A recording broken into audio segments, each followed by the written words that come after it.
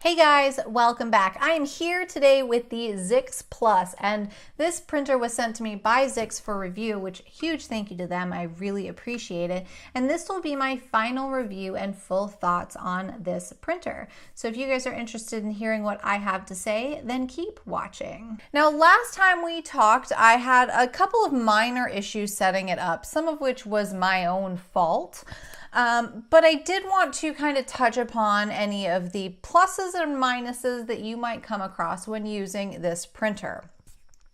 Now, the pros to start off with, the build volume is incredibly large. I will insert here because I don't remember the exact dimensions, but I'll insert down here what they are. It is incredibly large compared to the other printers that I have, which made it great for printing large objects like I showed in the last video. The pieces of Lumiere. Now these printed laying down flat. However, I probably could have stood them upright or pretty damn close to it to print them in all one piece. The bed is not heated, which is a pro and a con. A pro because the bed material that is on the ZYYX actually works really, really well. I didn't have a problem with anything sticking to it.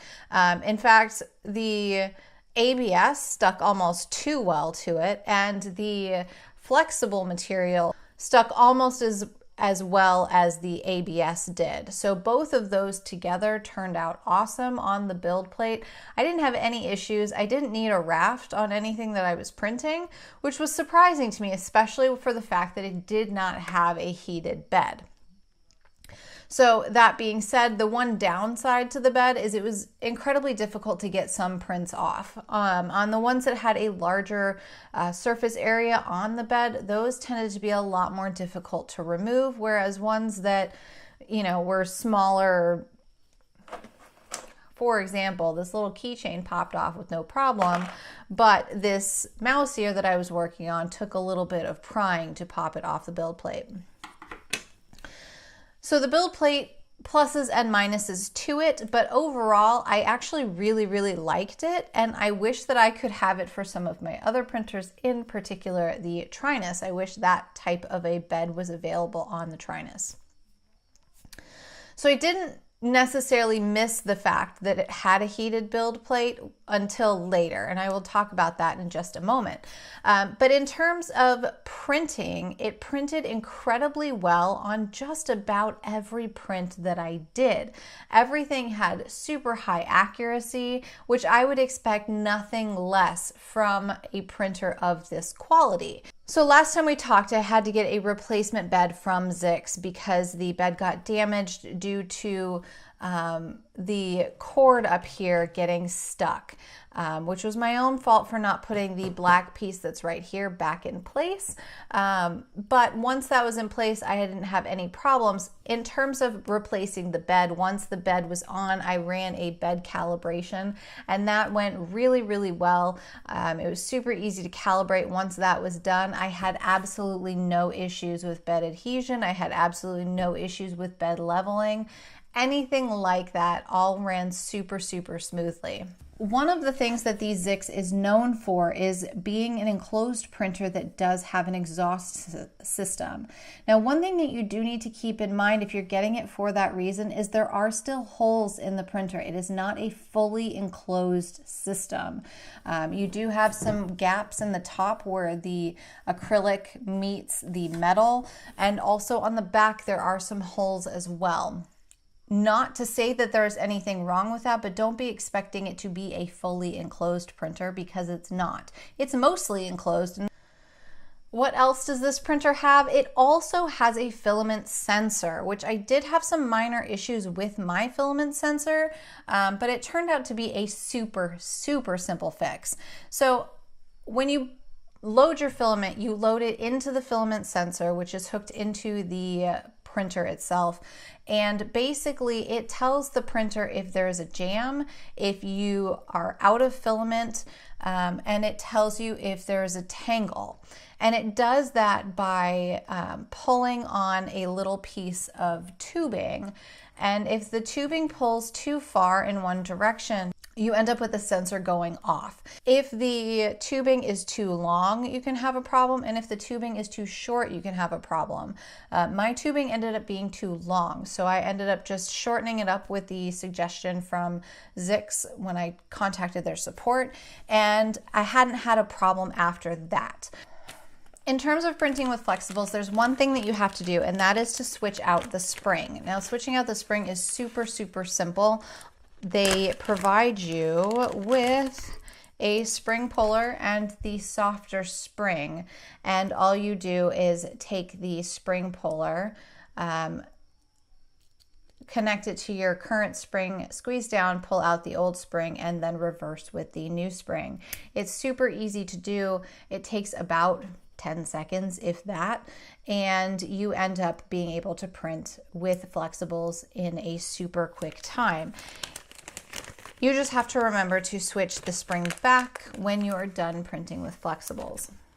Decide to test on flexibles, some tires for an open RC car. Now, Nick has done a couple open RC cars now, and so I decided it would be a good opportunity to test out some of the tires for him. So ZYYX sent me some of their Pro Flex material. When I first started testing out the flexible filament, I started off with one of these gears, and it's basically like a gear coaster. This is one of the gears from the coffee table, and it printed well, but it's very, very stringy. And turns out the temperature was a little too high on this, the extrusion multiplier was a little too high, and the retraction was not high enough. So I printed another one, and I did get a much better result.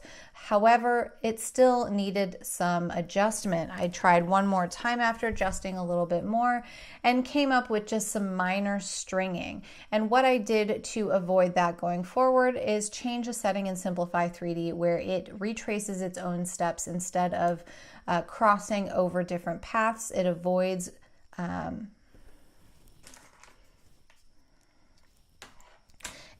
any empty areas, which leaves you with less stringing. That is how I did these, and there is absolutely zero stringing on them whatsoever. It printed really well. It was super easy. I would definitely recommend printing flexibles on this printer. If you are looking for a printer that does flexibles well, this one definitely did a really, really good job. Another thing I wanted to test out was really tiny, tiny features. And I wanted to test that because I know that a couple of my other printers have some difficult times.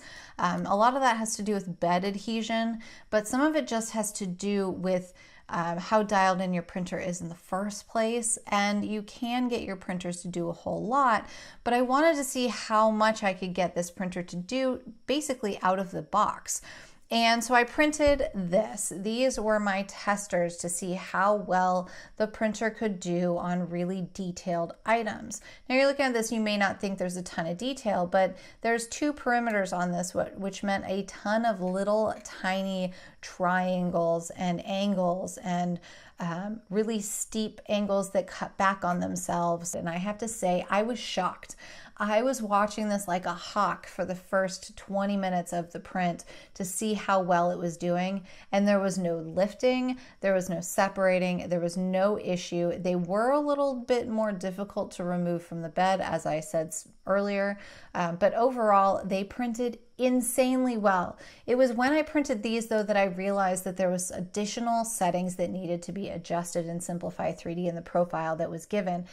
Mainly, the extrusion multiplier was way too high. These are the ones that I did later after the fact, and these ones printed flawlessly. There are no issues whatsoever. There is no stringing.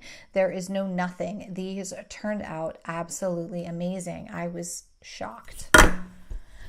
As I said before, it was a little bit more difficult to remove from the bed. These ones not as bad as these ones, but in general, they were a little bit more difficult, but that's kind of minor. They were still easy to get off. You just kind of had to figure out the best way to get at them, and I did, and all was good. Now, in terms of printing ABS, I did want to try it, and the next glitter filament that I'm doing is an ABS filament, so I figured that would be a good time to test it. Now, I'd already printed with it a couple times on the Flash Forge because that's where I had started. So I did know that my settings were correct on it and everything. But so I have a box here with a lot of ABS samples that I had printed. As per usual, I printed for the glitter series a unicorn, a narwhal, my keychain, and my other keychain. So I wanted to make sure and cover all the bases. I did these all at once, which is what I try to do whenever possible. And the smallest pieces turned out great. The two keychains were awesome. They came off the bed really easily. They are nice and strong pieces. They have a decent shine to them, but aren't like crazy shiny. They look good. Even the white one, it looks really, really good. ABS on small items turned out great. Like I said, I didn't use a raft or anything with any of these. It wasn't until I was printing the larger items that I had a problem. You'll see here that the delamination at the bottom is pretty big. And even worse, I couldn't get this one off the bed without it falling apart completely. You guys may have seen on Instagram, I posted kind of a funny picture of all of this and said, "Unicorn down, send support," because it literally just was falling apart as I was trying to pull it off the bed. And same with the narwhal. His little fin here came off, and then his tail also came off. And on this one, his fins were mostly fine, but his tail did fall off as well. Again, the smaller pieces on ABS seem to print without a problem, but the bigger pieces, it seemed like there wasn't enough heat in the chamber to maintain the heat needed for printing with ABS. So you ended up with a ton of delamination that happened. So I think that covers most of the printer and my thoughts on it. The controls that are used are really, really good. It's nice and easy. The interface is nice and easy and understandable, and things are in a place where you expect them to be, which I can't say the same for some other printers. And the bed leveling system seemed to work really, really well. The filament sensor that is on the back, I did have a minor issue with, but it was super easily rectified. So my overall thoughts on the printer, is it a great printer? Yes, it is. I think that it definitely hits the bill of what I would be looking for in a printer. It may not be exactly what you're looking for, especially if you depend on that heated bed or you print a lot with ABS or exotics. But for the most part, it hits the most of what I personally use my printers for. So if you guys have any questions, definitely leave them in the comments below. I will be sending this printer back to ZYYX, and it will be going on to another reviewer. A huge, huge thank you to ZYYX for offering to send me this printer to test out, and a even bigger thanks to them for letting me keep it a little bit longer so that I could get some thorough testing done on it. If you do have any questions about this printer or others, leave them in the comments below and I will let you know my thoughts as soon as I can. A huge thank you to my patrons over at Patreon. I could not do videos like this without your support. It absolutely means the world to me. If you are interested in getting a ZYYX printer, I will leave links in the comments below of where you can get them. In the US, one of their retailers is Matter Hackers, so I will leave a link to them below. Or if you're interested and you don't live in the US, I will leave a link to their distribution site where it can tell you who you can get the printer from. That's really all I have for you guys today. I hope you have an awesome rest of your week, and I will see you guys again next time.